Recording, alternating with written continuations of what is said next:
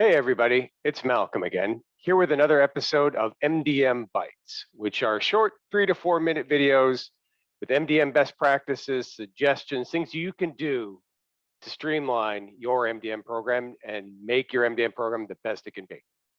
So today we're going to talk about the MDM business case. So there will be multiple videos here talking about the importance of a business case, how to build a business case, and you've probably seen or heard others online talking about how important it is. Today, we're really going to drill down on why, right? If you're asking the question of why do we really need one here, maybe you've already been given budget. Maybe you've already got stakeholder approval. Maybe you've already got stakeholders saying, hey, let's go do this, let's go. And you've been allocated some budget.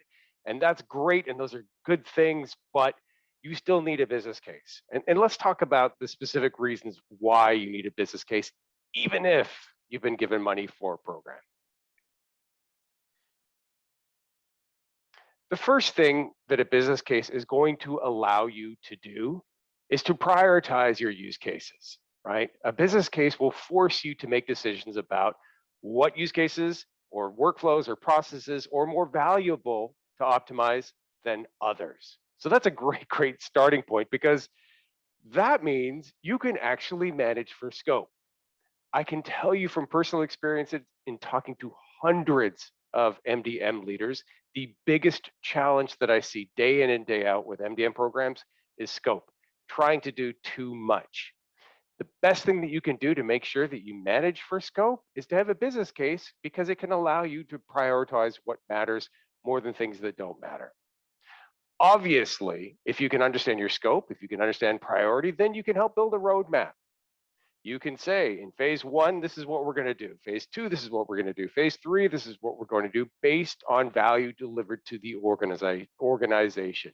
You're not going to be driving blind. You're not going to have an ill-defined scope. You're not going to have consultants running around telling you what to do.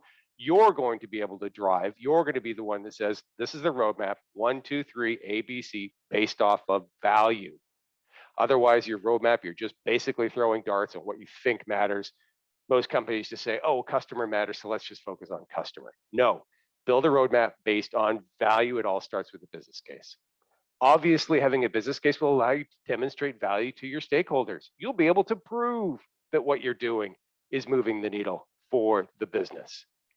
Obviously, if you build a business case, you'll be able to establish some sort of program baseline. A key step in this is understanding, where are you starting from? How much value is your data and analytics program, your MDM program? Maybe you're just starting from scratch, but how much value is the organization getting out of it today? And how much value will they get out of it tomorrow? It's a very important thing, establishing that baseline. Because again, if you don't know where you're starting, we all call this a journey. We're on a journey, but if you don't know where you're starting, you really know where you're going. Obviously, a business case is a great tool to help you manage stakeholder expectations. You can set expectations with all of your stakeholders around, what are they going to get? What are they not going to get? What's in scope? What's out of scope? How much value will you be driving for stakeholder A or stakeholder B? These are really important conversations to have, to sit down with stakeholders and say, here's what I think you're going to get. Do you align, yes or no? It's the best way to make sure that nobody's disappointed at the end of this, that everybody knows what's coming and everybody knows how the MDM program is going to enhance their business processes, and whether something is in phase 1 or phase 2 or phase 3 at that roadmap we were talking about.